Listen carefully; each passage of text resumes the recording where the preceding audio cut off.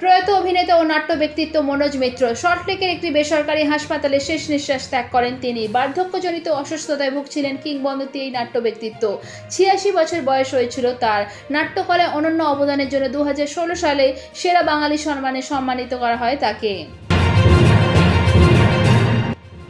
রাজ্য বিজেপি সভাপতি সুকান্ত মজুমদারকে নির্বাচন কমিশনের শো কজ। পুলিশ সংক্রান্ত বিতর্কিত মন্তব্যের জেরে শো কজ সুকান্ত মজুমদারকে।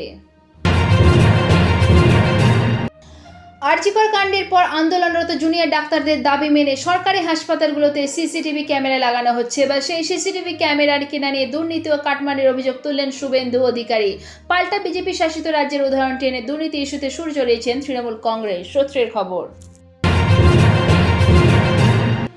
শুধু দল বা সংগঠন নয়, পুরসভার নেতৃত্বকেও ঢেলে সাজাতে চান অভিষেক বন্দ্যোপাধ্যায়। সেই লক্ষ্যে প্রায় ৫০ জন পুর প্রধান এবং একগুচ্ছ উপপ্রধানকে বদল করতে চান তিনি। নিজের পরিকল্পনার কথা সুপারিশ আকারে দলনেত্রীর কাছে জমা দিয়েছিলেন তিনি। সূত্রের খবর। বিপদ এড়াতে বউবাজার এলাকায় কংক্রিটের সুড়ঙ্গের মধ্যেই বসানো হচ্ছে লোহার পাত। KMRCA সূত্রের খবর, বিপদ এড়াতে একটি সুড়ঙ্গে ১০৮ মিটার এবং অপর সুড়ঙ্গে ৯২ মিটার দীর্ঘ লোহার পাত বসানো হচ্ছে। ট্যাবের টাকা নিয়ে বাংলা জুড়ে হইচই। একাদশ ও দ্বাদশ শ্রেণীর পড়ুয়াদের ট্যাব কেনার জন্য ১০,০০০ টাকা করে দেয় রাজ্য সরকার, কিন্তু গত কয়েকদিন ধরে সেই টাকা নিয়েও সামনে আসছে একের পর এক অভিযোগ। বিভিন্ন জেলা থেকে এত অভিযোগ জমা পড়েছে যে সোমবার তড়িঘড়ি বৈঠকে বসে পড়েন মুখ্য সচিব। নতুন করে উত্তেজনা ছড়ালো মণিপুরে। সন্দেহভাজন ১০ জন কুকি উগ্রপন্থীর মৃত্যু হলো সেখানে। নিরাপত্তা বাহিনীর সঙ্গে সংঘর্ষ চলাকালীন এনকাউন্টারে তাদের মৃত্যু হয়েছে বলে জানা গিয়েছে। সংঘর্ষ চলাকালীন সিআরপিএফের এক জওয়ানও আহত হয়েছেন। এমন পরিস্থিতিতে অনির্দিষ্টকালের জন্য কারফিউ জারি করেছে রাজ্য সরকার। পরবর্তী নির্দেশ না আসা পর্যন্ত কারফিউ জারি থাকবে বলে জানানো হয়েছে। সূত্রের খবর।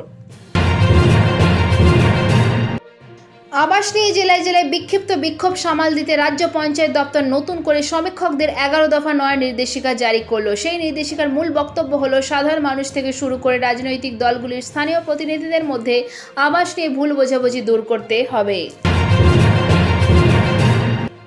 উন্নয়নে ঢিলেমির অভিযোগে ১.৫ মাসের মধ্যে পর্ষদগুলির পুনর্গঠন জানিয়ে দিলেন মুখ্যমন্ত্রী মমতা বন্দ্যোপাধ্যায়। পর্ষদগুলির উপরে নজরদারি করতে মনিটরিং সেল গঠন। মনিটরিং সেলের চেয়ারম্যান করা হলো অনিত থাপাকে। পাহাড়ে ১৬টি উন্নয়ন পর্ষদ পুনর্গঠনের সিদ্ধান্ত রাজ্যের। শিশু পাচার চক্রে এবার বিদেশ যোগ। ধৃতের পাসপোর্ট খতিয়ে দেখে নয়া তথ্য পেল সিআইডি। ২ বছরে ২ বার বিদেশে গিয়েছিল ধৃত। একবার গিয়েছিল মলদ্বীপ এবং তারপর যান কঙ্গো। ধৃতের বাজেয়াপ্ত পাসপোর্ট খতিয়ে দেখে মিলল তথ্য। সিআইডি সূত্রের খবর। আজকে আবহাওয়ার পূর্বাভাস। আপাতত দক্ষিণবঙ্গে আর বৃষ্টির সম্ভাবনা নেই। উত্তরবঙ্গে কিন্তু বৃহস্পতিবার পর্যন্ত দার্জিলিং ও কালিম্পং জেলায় পার্বত্য এলাকায় হালকা বৃষ্টির সামান্য সম্ভাবনা। তাছাড়া উত্তরবঙ্গের আর কোনো জেলাতেই বৃষ্টির সম্ভাবনা নেই। তবে সকালের দিকে ২-১ ঘন্টার জন্য কোথাও কোথাও কুয়াশা ধোঁয়াশা হতে পারে। ৪৮ ঘন্টা পর থেকে রাজ্যে পারদ পতন। তাপমাত্রা নামবে ২ থেকে ৩ ডিগ্রি সেলসিয়াস। তাপমাত্রা স্বাভাবিকতা তার নিচে নামতে পারে। চলতি উইকেন্ডে দক্ষিণবঙ্গে হালকা শীতের আমেজ ভোর এবং রাতে। মনোরম আবহাওয়ার দিন।